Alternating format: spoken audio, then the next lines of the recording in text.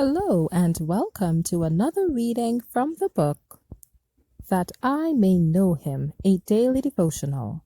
Today's reading is entitled A Life Without Sin, January 27th. We have not an high priest which cannot be touched with the feeling of our infirmities, but was in all points tempted like as we are, yet without sin. Hebrews 4:15. Let us consider how much it cost our Savior in the wilderness of temptation to carry on in our behalf the conflict with the wily, malignant foe. Satan knew that everything depended upon his success or failure in his attempt to overcome Christ with his manifold temptations. Satan knew that the plan of salvation would be carried out to its fulfillment, that his power would be taken away, that his destruction would be certain if Christ bore the test that Adam failed to endure. The temptations of Satan were most effective in degrading human nature, for man could not stand against his powerful influence.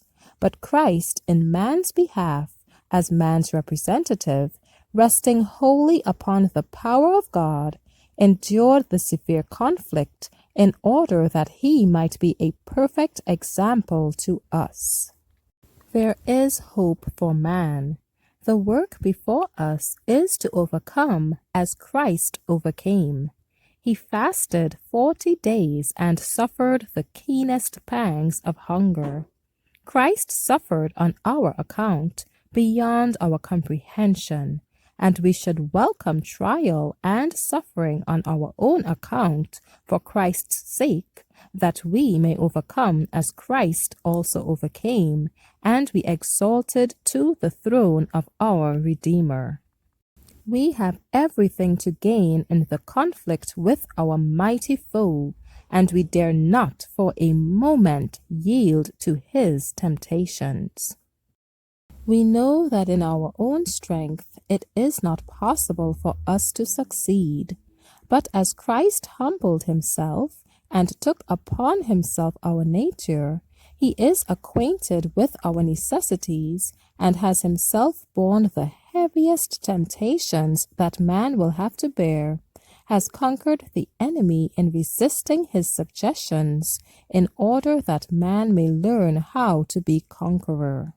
He was clothed with a body like ours, and in every respect suffered what man will suffer, and very much more.